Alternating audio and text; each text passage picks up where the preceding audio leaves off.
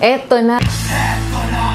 Mababang topic po tayo ngayon. So, hindi ko na po patatagalin yung intro. For today's video, gagawa po tayo nung part 2 nung kailan pwedeng mag-move-in vlog.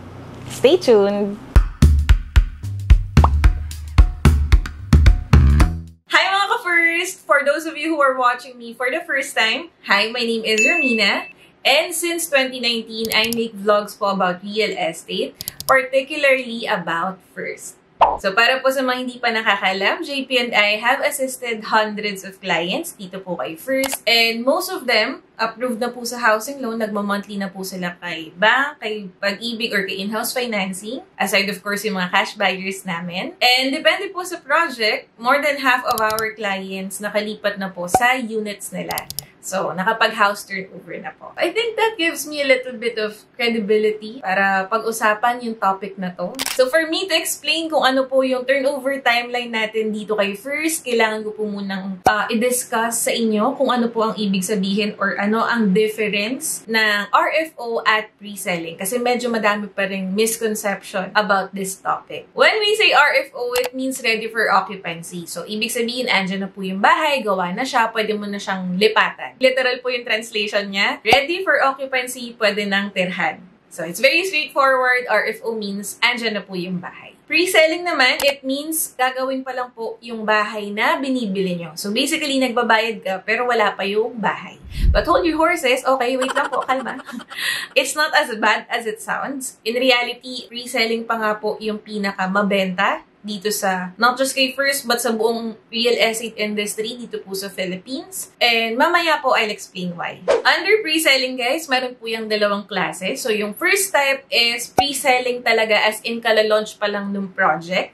Yung tipong introductory price talaga lahat ng TCP, tapos magsisimula pa lang si Landev. So, lahat naman to guys, na-explain ko na po sa part 1. So, panoorin nyo na lang po yun after this. And then, yung second type naman po is pre-selling yung mismong project. Pero yung specific unit na binibili mo, possible, nag-start na po yung construction. So, obviously, mas mabilis na po yung turnover nun or mas maaga na yung turnover kasi nga po, ginagawa na yung mismong bahay. Pero, considered pa rin siya as pre-selling kasi hindi siya RFO, hindi pa gawa yung bahay. So, bakit importante po na ma-distinguish natin kung ano ang difference ni RFO tsaka ni pre-selling? Kasi guys, depende po sa status ng mismong bahay kung kailan po ang turnover. So, obviously, kung pre-selling po talaga yan, as in lupa pa lang yan, damuhan pa lang yan, wala pang bahay na nakatayo, paano po tayo makakalipan?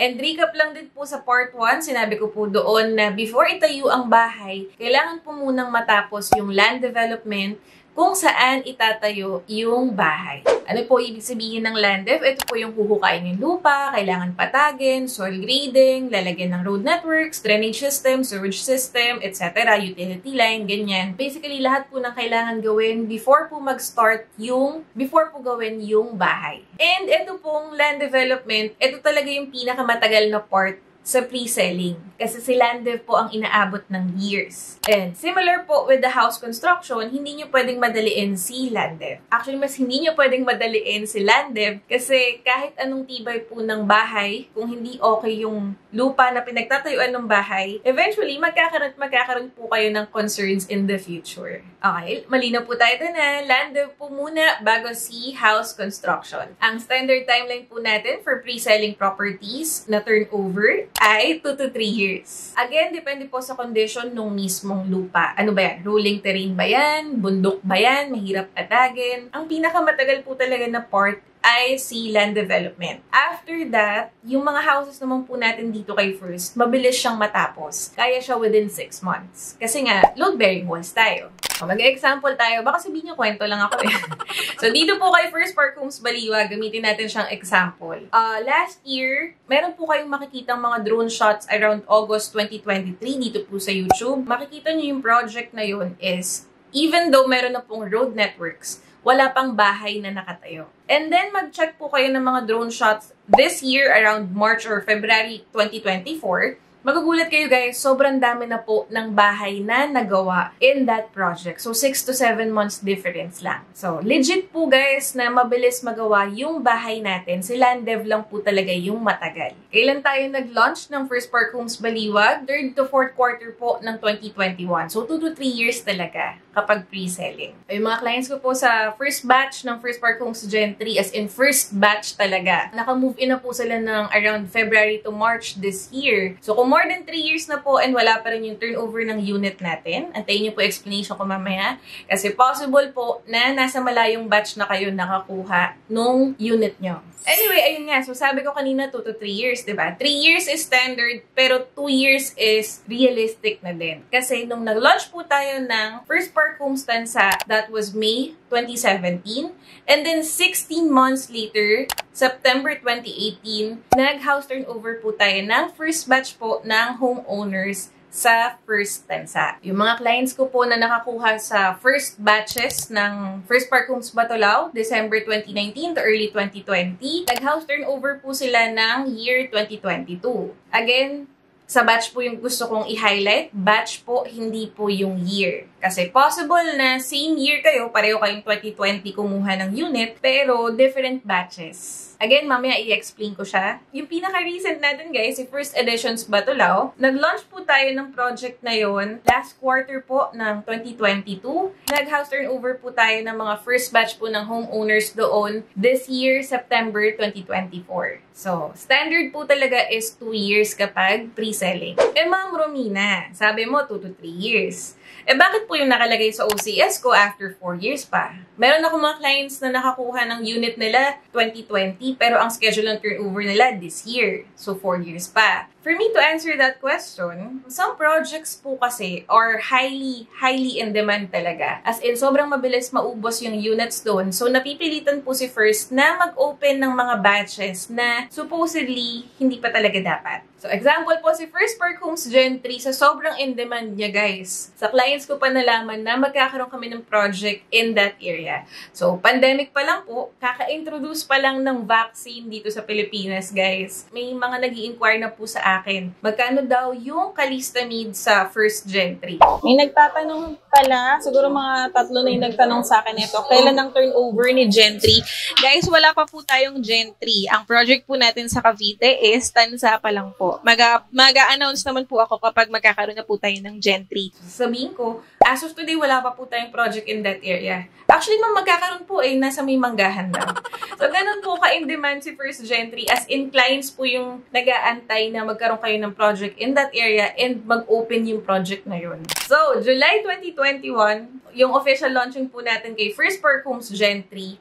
And sa sobrang in-demand niya, guys, sa sobrang dami po ng nag-advance reservation kay First Gen 3, pagka-open po natin ng units, tandang-tanda ko pa, July 5, 2021, that day, sold out po agad si first batch. Wow! Ganun kabilis. And sa sobrang in-demand niya, guys, wala pa pong 1 year, months pa lang ang pinag-uusapan natin, sold out na po agad si Phase 1. So, ano po yung reason bakit ko siya sinishare? Kung napanood nyo na po yung part 1 ng vlog na to, yung kailan pwedeng mag-move in. In-explain ko po doon na every batch kasi, meron niyang timeline kung kailan siya mata-turnover. As a recap, kunwari po ang turnover ni batch 1 ay January, halimbawa lang. Tapos si batch 2 naman po, ang turnover niya is around March to April, and then si batch 3 naman po, ang estimated turnover niya, kunwari mga June or July. Kung nauna ka sa akin mag-reserve at nakakuha ka ng unit sa batch 1, ang estimated turnover mo po is January. Tapos, let's say after a week, ako naman yung magre-reserve ng unit, same project. Pero after a week, wala na pong unit sa batch 1. Nakakuha ako ng unit sa batch 2. Ang turnover naman po nung sa akin ay April. Kahit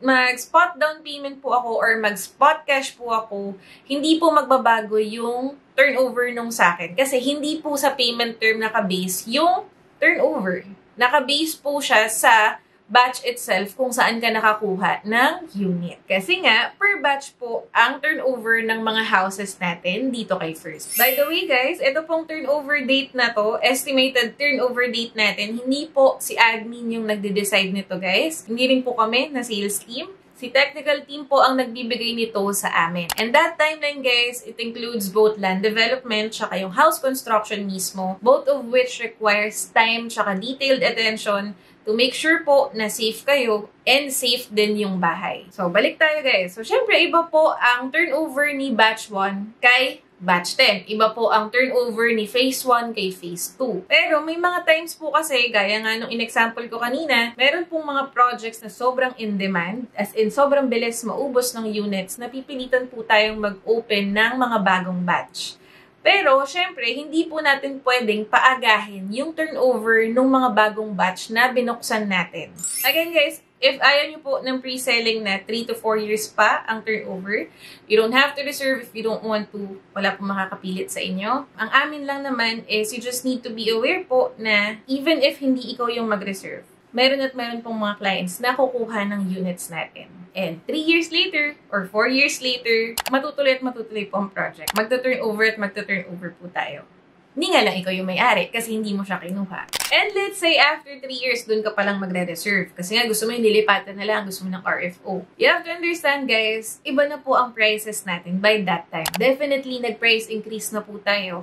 3 years later, mas mataas na po yung price natin versus sa current price ng units natin ngayon. And aside from that, bukod po sa magbabago ang price, assuming na available pa yung gusto mong unit 3 years later or 4 years later, iba na din po ang payment term natin kapag RFO. Definitely, hindi na po allowed ang stretch payment or staggered or installment. Spot down payment na po agad ang required. Madami na po tayong vlogs dito sa channel explaining po yung mga payment terms natin dito kay First. I think 3 parts na nga ata tayo. Part 3 na yung huli kong in-upload about payment term. So, panoorin nyo na lang po yun. But just to give you an idea, pwede lang po ang mahabang down payment kapag matagal pa po ang turnover nung unit. The earlier the turnover, the shorter the down payment period is. Pag nag-start na po ang construction ng mismong bahay or mas maaga na po yung turnover niya kasi reopened unit lang siya. Reopened meaning meron pong first buyer yung unit kaya lang nag-cancel siya kaya na-reopen yung unit niya sa inventory. Pero syempre yung estimated turnover date ng unit na yon is same pa din. In those cases, guys, required na po ang spot down payment. Usually around 5% ang minimum natin na spot DP.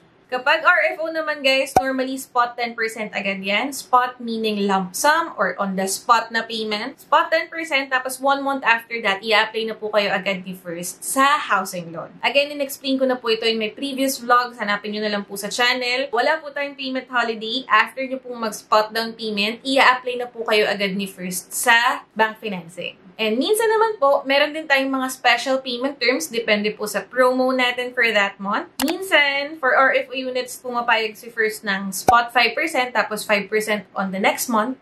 Parang 2 gives yung spot 10. Or minsan naman, 5% na spot, tapos 5% in 3 months, or 5% in 2 months. So, yun. Definitely, hindi na po pwedeng mahabang down payment kapag RFO. Again, depende po sa promo natin for that month. So, mag-message po kayo sa akin para ma-sendan ko po kayo ng project details, tsaka updated na latest sample computation, updated na latest pa, diba? Basta mag-message po kayo sa akin so I can assist you properly.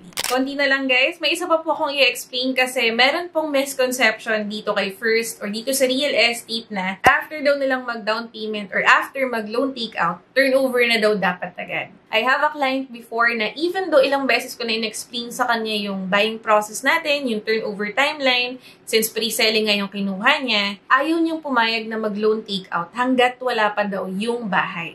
Guys, hindi po ganun na, iba-iba po ang policy per developer, pero dito po kay First, kapag tapos na kayo mag-down payment and approved na kayo sa housing loan, tapos kayo po mismo yung ayaw mag-loan take-out, makakancel po yung unit natin. And once that happens, forfeited na po lahat ng nabayad nyo so far. Wala po tayong refund.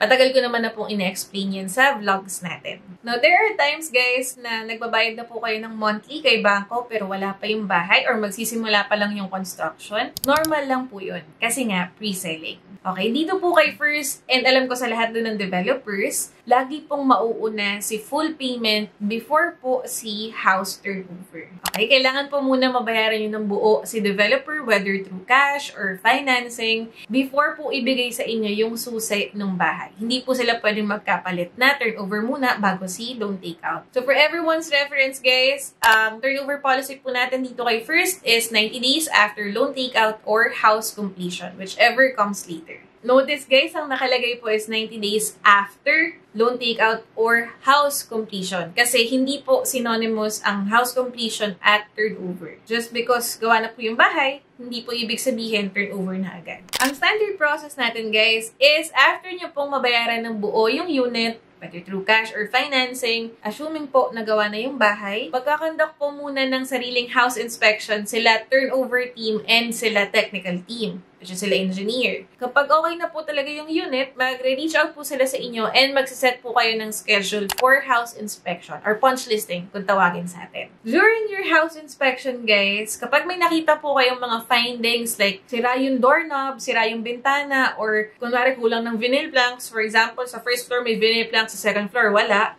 Pag may mga ganun kayong findings, pwedeng hindi nyo po tanggapin yung unit. Ang katwiran nyo guys is, kailangan muna nilang ayusin yung mga nakita nyong findings, i-repair yung mga kailangan i-repair. Tapos pag okay na, magsaschedule po ulit kayo ng second house inspection. Pag okay na, let's say satisfied na po kayo, i-guide po nila kayo sa turnover orientation naman. Doon po nila i-explain sa inyo yung protocols sa community natin. Like yung water and electricity, yung HOA dues, yung requirements and process for house expansion or house renovations, etc. Also, doon na rin po kayo magsasign ng turnover document. So, ayan po ang process natin for house inspection and turnover. Tapos, last na po guys, before we end our vlog, para po sa mga first natin na merong questions about their turnover, process-wise guys, ang makakasagot lang po talaga ng questions natin about turnover is sila turnover team and si customer care. Kasi unlike po ng ibang steps natin sa buying process dito kay First, like si reservation, completion of requirements, payment validation, tsaka home loan application, etc. In those cases kasi guys, nakakapag-facilitate talaga kami as your agents kasi nakakausap namin yung mga departments involved.